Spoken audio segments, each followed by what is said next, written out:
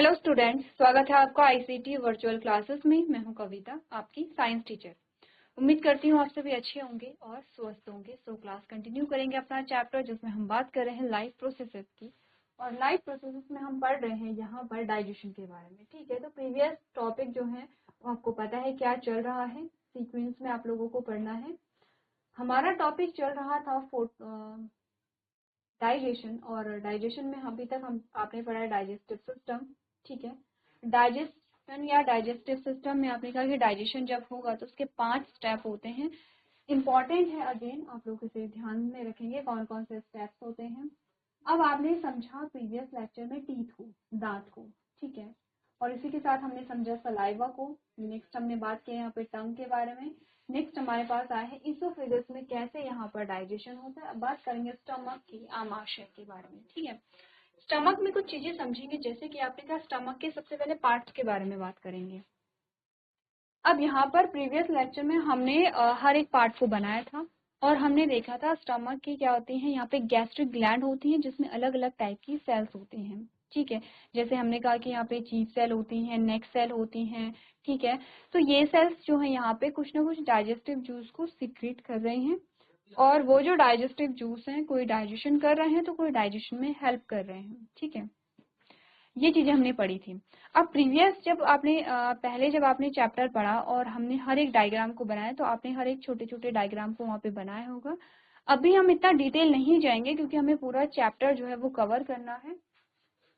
तो आप लोगों को पहले भी बोला गया है कि आप क्या करेंगे, अपने जो नोट्स हैं वो अपने सामने रखेंगे कि हमने क्या क्या चीजें पढ़ी हैं। सबसे पहले बात करते हैं, यहाँ पर हमने कहा जो स्टमक है उसके पार्ट की, जिसमें आपने कहा आपके जो पार्ट आते हैं वो है फंडस, कार्डिया एंड पायरोलिक, पाइलोरिक। ठीक है, 3 हमारे पास क्या आते हैं, पार्ट्स आते हैं। अब इसके अलावा आपने कहा ये जो आपको लेयर दिखा रखी है जैसे म्यूकोसा, सब म्यूकोसा, ये क्या लेयर है। आपको याद होगा जब हमने गट को पढ़ा था और हमने गट का डायग्राम देखा था, आपने कहा था म्यूकोसा, सब म्यूकोसा लेयर आती है। ठीक है, और यहाँ पर क्या होता है, म्यूकस रिलीज करते हैं। तो एक बार आप लोग अपने नोट्स को देखिए, और जब हमने गट के बारे में पढ़ा था और उसका डायग्राम बनाया था उसे देखिए कि हमने क्या क्या चीजें वहां पर पढ़ी हैं। ठीक है, एक और चीज हमने पढ़ी थी, आपने कहा ये तो है एसोफेगस, जिसे आप क्या कहते हैं, भोजन नली कहते हैं।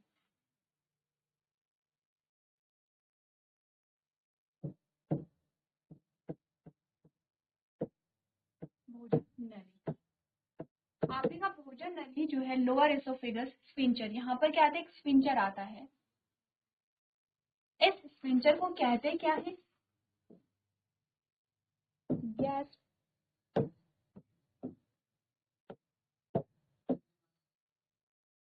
गैस्ट्रो एसोफेगस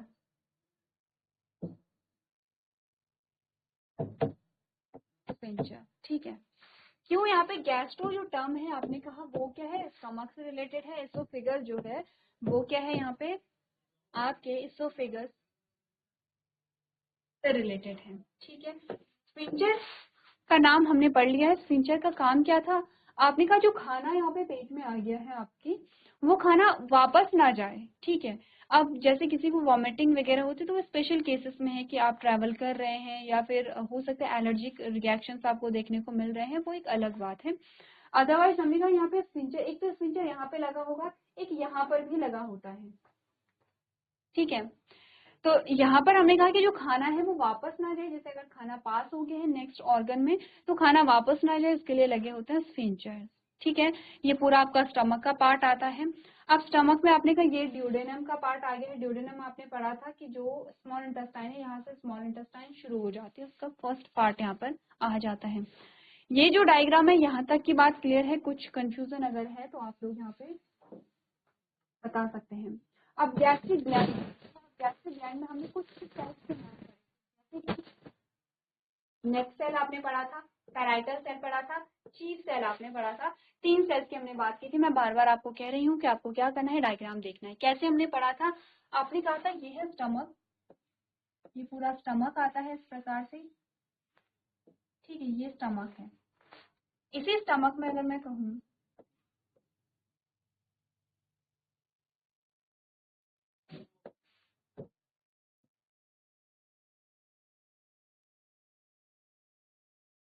यहाँ पर इस पूरे को हम कहते हैं गैस्ट्रिक ग्लैंड, ठीक है, जो कि आपको यहाँ पर दिखाई गई है। स्टमक है, ये आपकी गैस्ट्रिक ग्लैंड है। इसमें कुछ सेल्स हमारे पास आती हैं और उन सेल्स का नाम है, जैसे कि कुछ सेल्स आपके यहाँ पर होंगे, इन्हें हम क्या कहते हैं, नेक सेल कहते हैं, क्योंकि कहाँ पर होंगे, नेक पे होंगे। कहाँ भी पाई जा रही है, ये पूरा आपका जो स्टमक है उसकी जो वॉल है वहां पर पाई जा रही है। कुछ को हम कहते हैं नेक सेल, ठीक है, कुछ को हम कहते हैं पैराइटल सेल, और कुछ को हम कहते हैं चीफ सेल। अब ऐसा नहीं है कि वो ऐसे ही रहेंगे, बट आपको समझ लें कि ये सेल्स होती हैं, ठीक है। नेक्स्ट सेल जो यहाँ पर है वो क्या करती है, म्यूसिन को रिलीज करती है। नेक्स्ट सेल जो है, ध्यान रखिए ये नेक्स्ट सेल है, ठीक है, जो आपको यहाँ पे ब्लू में दिखा रखी है वो नेक्स्ट सेल है। यहाँ पे पैराइटल सेल आपको ऑरेंज में दिखा रखी है और चीफ सेल आपको येलो में दिखा रखी है। तो हमने कहा नेक्स्ट सेल है, आप यहाँ पे लेबलिंग भी करेंगे। अगर आपने पहले डायग्राम बना रखे हैं तो आपने बहुत अच्छे से चीजों को समझा रखा होगा। यहाँ पर जो नेक्स्ट सेल है वो क्या रिलीज कर रही है, म्यूसिन। यहाँ पर आपको दिख रहा है ये क्या करेंगे, म्यूसिन रिलीज करेंगी। पैराइटल सेल क्या करते हैं, हाइड्रोक्लोरिक एसिड को रिलीज करती है। और चीफ सेल जो है वो पेप्सिनोजन एंड गैस्ट्रिक लाइपेज को यहाँ पर क्या करती हैं, रिलीज करती हैं, ठीक है। अब ये समझ गए कि ये आपको क्या बता रखे हैं, या ये कौन सा डायग्राम है, ये हटा लूं, ठीक है, ये अंडरस्टूड है, सारी चीजें क्लियरली आपको बता रखी हैं। चलिए अब सेल्स के नाम लिखते हैं। मैं सीधे म्यूकस नेक्स्ट सेल को नेक्स्ट सेल लिख रही हूँ, नेक्स्ट सेल है। दूसरी जो सेल है वो है पैराइटल,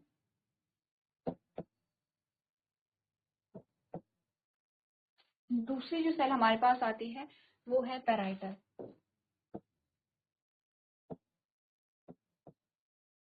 ठीक है। और तीसरी जो हमारे पास आती है चीफ सेल है। इनसे रिलीज होने वाले सब्सटेंस लिखते हैं कि नेक्स्ट सेल जो है वो म्यूकस को रिलीज करेगी, म्यूसिन या म्यूकस, ठीक है, म्यूसिन है। पैराइटल सेल जो है वो हाइड्रोक्लोरिक एसिड को रिलीज करेगी, हाइड्रोक्लोरिक एसिड, जिसे आप क्या कहते हैं, HCl के नाम से भी जानते हैं। और चीफ सेल जो है वो पेप्सिनोजन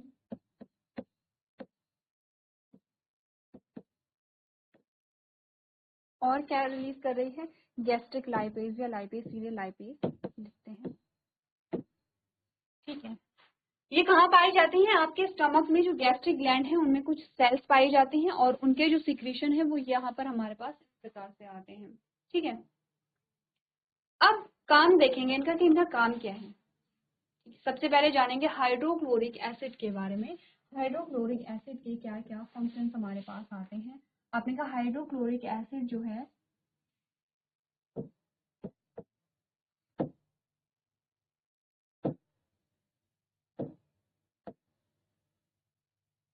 ठीक है, यहाँ पर लिखते हैं, सबसे पहले लिखते हैं HCl को, HCl। हाइड्रोक्लोरिक एसिड HCl कहाँ से रिलीज होता है, आपने कहा ये होगा स्टमक से रिलीज, ठीक है। फंक्शन की अगर हम बात करें तो हमने कहा कि जो हाइड्रोक्लोरिक एसिड है वो यहाँ पर आपके इम्यून सिस्टम का पार्ट है। जब आप इम्यूनिटी पढ़ते हैं, इम्यूनिटी समझते हैं, रोग प्रतिरोधक क्षमता, इम्यूनिटी का मतलब होता है रोग प्रतिरोधक क्षमता, ठीक है। इम्यूनिटी का मतलब होता है रोग प्रतिरोधक क्षमता। इम्यूनिटी जब आप पढ़ेंगे तो दो प्रकार की इम्यूनिटी आप पढ़ते हैं, एक होती है हमारे पास इनेट और एक हमारे पास होती है एक्वायर्ड, ठीक है। इनेट में एक इम्यूनिटी हमारे पास आती है यहाँ पर, आपने कहा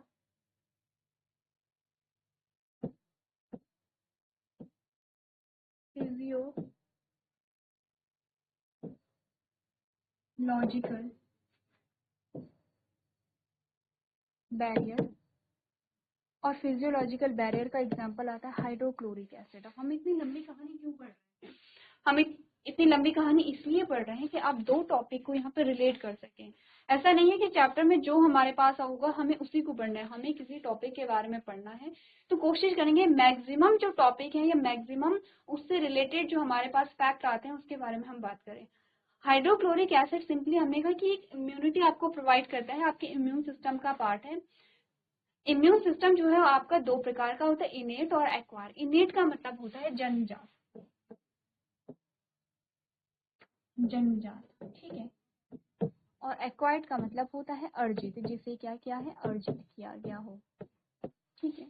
जैसे कि अगर मैं आपसे बात बोलूं कि आपका जो ब्लड है वो जन्मजात है या फिर वो अर्जित किया है आपने का जन्मजात है, वो जन्म से आपके पास है। अगर मैं कहूँ जो भाषा आपको आती है, जो लैंग्वेज आपने सीखी है वो एक्वायर्ड है या वो इनेट है, आपने कहा वो एक्वायर्ड है क्योंकि वो बाद में हमने सीखी है, ठीक है। तो आपकी जो इम्यूनिटी होती है या जो रोग प्रतिरोधक क्षमता होती है वो भी कुछ ऐसी ही होती है। इनेट इम्यूनिटी अलग अलग टाइप की होती है, जैसे फिजिकल बैरियर आते हैं, फिजियोलॉजिकल बैरियर आपके पास आते हैं, ठीक है।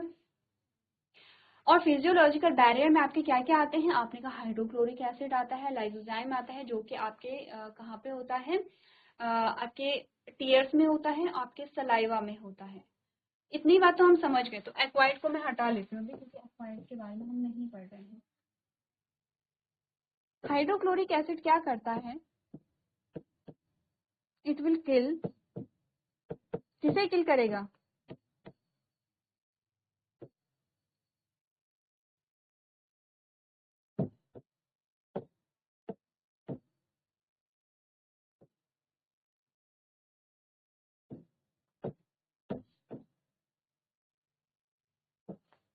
पैथोजन अगर लिखें तो ज्यादा बेटर वर्ड होगा। पैथोजन में कौन सा पैथोजन है, बैक्टीरिया। हार्मफुल बैक्टीरिया से बेटर वर्ड आपके लिए होगा जो पैथोजन होते हैं, पैथोजन में जो होते हैं बैक्टीरिया होते हैं, ठीक है। अब पैथोजन का मतलब क्या होता है कि जो यहाँ पर डिजीज को कॉज करते हैं, जिन्हें हम रोगजनक भी कहते हैं। क्या होते हैं पैथोजन, रोगजनक, रोगजनक होते हैं, ये पैथोजन होते हैं। पैथोजन जो कि डिजीज को कॉज करते हैं। कौन से पैथोजन की बात हो रही है, बैक्टीरिया के बारे में यहाँ पे बात हो रही है। कौन किल करता है, हाइड्रोक्लोरिक एसिड करता है। तो आपने कहा कि जब यहाँ पर पैथोजन या रोग जनकों को मारा जाएगा तो क्या होगा, आपकी सुरक्षा होगी। आपको क्या प्रोवाइड की जा रही है, आपने कहा कि आपकी जो इम्यूनिटी है वो बढ़ रही है, आपकी की रोग प्रतिरोधक क्षमता हम कह सकते हैं क्योंकि रोगों को रोक रहा है। पहला फंक्शन यहाँ पर आता है कि जो आपका हाइड्रोक्लोरिक एसिड है वो आपको इम्यूनिटी प्रोवाइड करवाता है, यानी कि वो क्या करेगा, पैथोजन को किल करता है। पहला फंक्शन लिख लेंगे आप।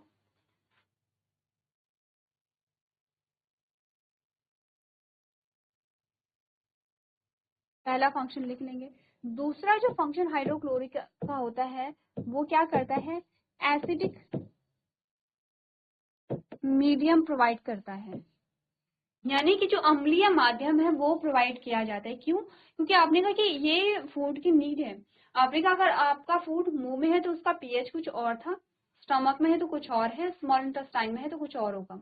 स्मॉल इंटेस्टाइन में अगेन जो पीएच है वो चेंज होता है। पीएच क्या है जानते हैं, पीएच एक स्केल होती है, पीएच एक स्केल है जो 1 से लेकर के 14 तक यहाँ पर होती है, 1 से लेकर 14 तक यहाँ पर होती है। जो 7वां नंबर है वो क्या होता है, न्यूट्रल होता है। 7 से कम है एसिडिक होता है, और अगर 7 से ज्यादा है तो ये बेसिक होता है, क्षारीय होता है, ठीक है। इतनी बातें हम समझते हैं, आपने केमिस्ट्री में पढ़ा होगा एसिड बेस सॉल्ट जो होते हैं, तो ये चीजें आपने पढ़ी हैं। अब हमने कहा कि यहाँ पर क्या होता है कि जो आपका पीएच है वो चेंज होता रहता है। पीएच हमेशा एक जैसा नहीं होता, जैसे हमने सॉइल का पीएच पढ़ा है कि सॉइल का पीएच भी चेंज होता रहता है। अलग अलग टाइप की जो सॉइल है वो अलग अलग प्रकार की होती है, अलग अलग प्लांट्स के लिए अलग अलग पीएच की सॉइल की रिक्वायरमेंट होती है। वैसे ही सेम हमारी बॉडी में भी है कि अगर खाना आपके मुंह में है तो उसका पीएच कुछ और है, स्टमक में है तो कुछ और है, और स्मॉल इंटेस्टाइन में है तो कुछ और है। इसके बारे में भी हमने बात की थी। मैं फिर से कह रही हूँ, आप अपने नोट्स खोलिए और देखिए कि हमने क्या क्या वहाँ पे बातें की थी, ठीक है। तो इतनी बात क्लियर है यहाँ पे।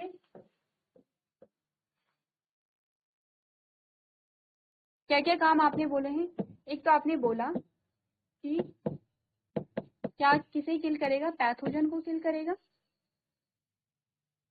एक बोला कि एसिडिक मीडियम को यहाँ पर क्या करेगा, रिलीज करेगा हाइड्रोक्लोरिक एसिड का जो फंक्शन होता है।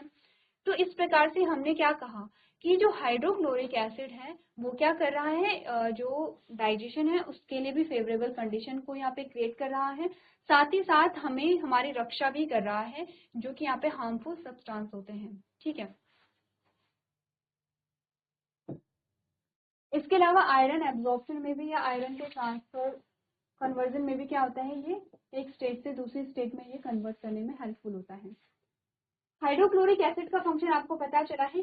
तीसरा जो हाइड्रोक्लोरिक एसिड का फंक्शन होता है वो क्या है, यहाँ पर अपने यहाँ तीसरा जो फंक्शन होगा ये क्या करता है,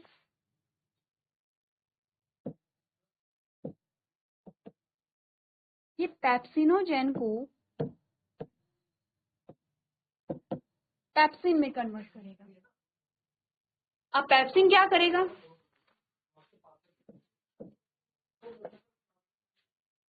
हेल्प इन द डाइजेशन, चलिए ऑफ प्रोटीन, ठीक है, या सीधे लिखूं प्रोटीन के पाचन में सहायक है, प्रोटीन का पाचन करेगा।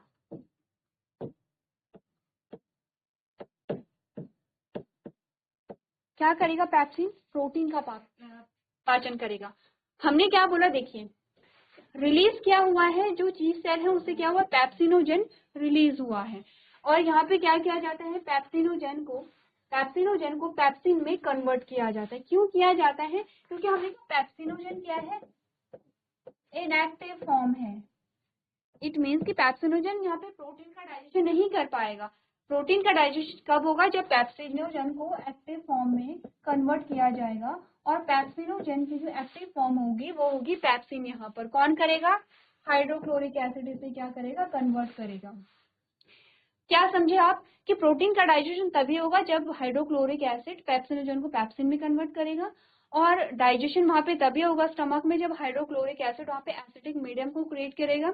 इसी के साथ अगर फूड में कोई हार्मफुल बैक्टीरिया आ जाते हैं जो हमें बीमार कर सकते हैं, जो हमारे लिए बेनिफिशियल नहीं है, उनको क्या करेगा, किल करेगा। ये हाइड्रोक्लोरिक एसिड के कुछ फंक्शंस हमारे पास आते हैं। ठीक है, अब और चीजों पे आते हैं। अब आपने कहा पेप्सिनोजेन जब कन्वर्ट होगा पेप्सिन में तो ये प्रोटीन डाइजेशन करेगा। ठीक है, ये क्या करेगा,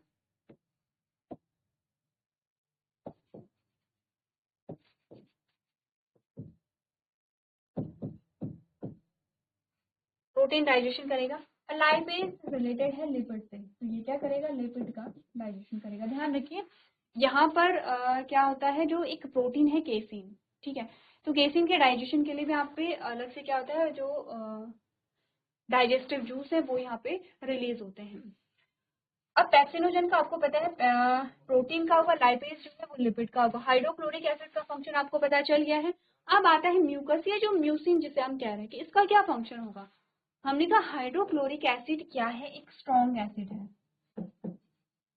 स्ट्रॉन्ग एसिड है। कौन, हाइड्रोक्लोरिक एसिड। स्ट्रॉन्ग एसिड कैसे है, देखिए हमने देखा पीएच स्केल, जब आपने देखी हमने कहा पीएच स्केल है जो 1 से शुरू होती है और 14 पे खत्म होती है, और जो 7 वाला पोर्शन है वो कैसा होता है, न्यूट्रल यहाँ पर होता है।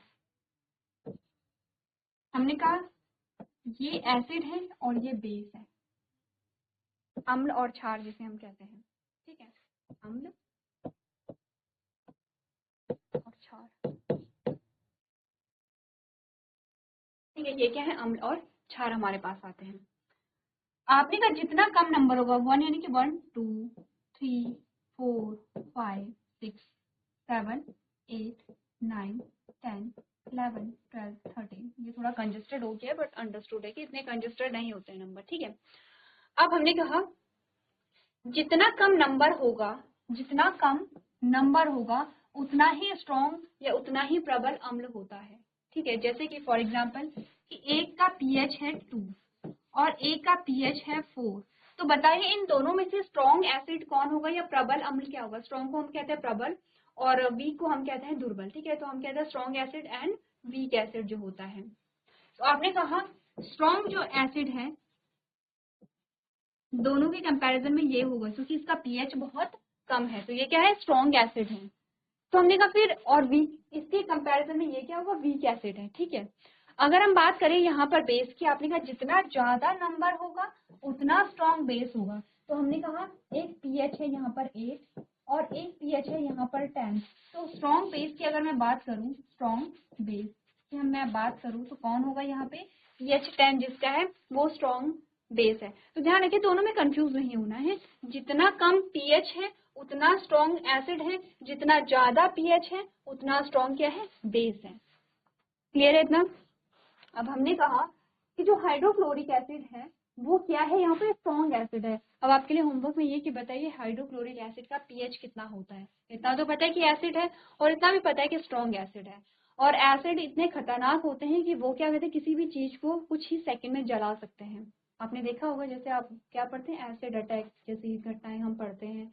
एसिड का यूज और भी जगह में किया जाए, जैसे क्लीनिंग वगैरह में हम करते हैं। जैसे हम लेबोरेटरी में आपने देखा होगा कि केमिकल्स होते हैं और एसिड होते हैं, तो आपने कहा कि वो कैसे होते हैं? डाइल्यूट होते हैं। ठीक है, तो आपने कहा कि यहाँ पर जो एसिड होते हैं उनसे बच करके रहते हैं, ग्लव्स पहन के आप यूज करते हैं उनको। ठीक है, बहुत ध्यान पूर्वक उन्हें यूज किया जाता है, प्रिकॉशंस वहां पे लिए जाते हैं। तो एसिड जो होते हैं बहुत खतरनाक होते हैं और इसी प्रकार से अगर स्ट्रॉन्ग एसिड हमारे स्टमक में रिलीज हो रहा है तो वो जो एसिड है वो कैसे होंगे? मतलब क्या वो हमारे स्टमक को हार्म नहीं पहुंचाएंगे? क्या वो हमारे पेट को जला नहीं देते हैं? जैसे कि आपने कहा कि जैसे हम बाहर देखते हैं कि एसिड, अगर कोई स्ट्रॉन्ग एसिड है तो किसी भी चीज को गला सकता है, तो हमारे पेट को क्या वो किसी भी प्रकार से नुकसान पहुंचा पाते हैं? हमने कहा नहीं, क्योंकि यहाँ पर होता है म्यूसिन या म्यूकस। इस म्यूसिन का काम क्या होता है? जो यहाँ पे स्टमक की दीवारें हैं वहां पर रिलीज होता है, वहां पे कोटिंग करता है, जैसे कि लेयरिंग करते हैं। जैसे कि हमने कहा एक बर्तन है, बर्तन में आपने कोई चीज डाली, जैसे पानी डाला और पानी इधर उधर से पानी ने क्या कर दिया? पूरे बर्तन को गीला कर दिया है। म्यूसिन कुछ वैसे ही रिलीज होता है, पूरे स्टमक को कवर कर देता है, जिससे कि क्या हो, यहाँ पर जो हाइड्रोक्लोरिक एसिड है उसका नकारात्मक प्रभाव स्टमक पे ना पड़े। तो जो हाइड्रोक्लोरिक एसिड है वो रिलीज होता रहता है, लेकिन हमारे स्टमक को कोई हार्म नहीं पहुंचाया जाता है। ठीक है, अब जैसे अल्सर जैसी जो चीजें होती हैं वो कुछ एसिड से रिलेटेड ही प्रॉब्लम यहाँ पर इस प्रकार से क्रिएट होती हैं, जब यहाँ पर क्या होता है, कुछ एबनॉर्मलिटीज आती हैं। तो हमने पढ़ा है जितनी भी आपके पास सेल्स आई हैं, ठीक है, या जितनी भी सेल्स आपके पास आई हैं और इनसे जितने भी सिक्रीट होने वाले जो डाइजेस्टिव जूस हैं, इनका हमने फंक्शन देखा है कि क्या क्या इनका फंक्शन होता है। एक बार आप लोग इन्हें नोट कर लेंगे अपनी कॉपी में। चलिए तो आगे बढ़ते हैं यहाँ और पढ़ लेते हैं स्टमक के बारे में। हमने कहा stomach is the bag like organ highly muscular walls of the stomach helps in churning the food। जो हमारा पेट है वो एक बैग जैसी संरचना है, जे शेप्ड यहाँ पर होता है। ठीक है, इसकी जो वॉल्स होती हैं, दीवारें होती हैं, मस्कुलर है, मांसल है यहाँ पे। ठीक है, और ये फूड की चर्निंग में मदद करती है। चर्निंग का मतलब है कि फूड इस प्रकार से चर्निंग होती रहती है फूड की, और जैसे जैसे फूड घूमता रहता है वैसे वैसे जो कॉम्प्लेक्स फूड मटेरियल है वो सिंपल फूड मटेरियल में कन्वर्ट यहाँ पर हो जाता है। ठीक है,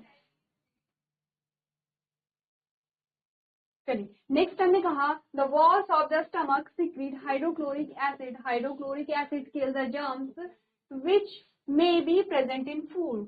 आपने कहा कि यहाँ पर क्या होगा, वही सेम हमने बोला था, जर्म्स या पैथोजेंस को किल करेगा हाइड्रोक्लोरिक एसिड।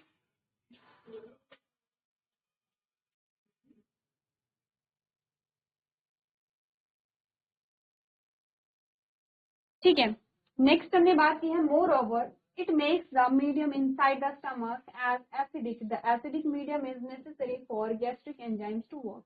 आपने कहा कि ये क्या करेगा, मीडियम को एसिडिक बनाता है, और एंजाइम्स जो होते हैं अगर वो मीडियम एसिडिक होगा तो ही वो क्या करेंगे, काम वहां पर करते हैं। The enzymes pepsin secreted in the stomach does partial digestion of protein। जो यहाँ पे पेप्सिन होगा, जैसे कि हमने क्या कहा था,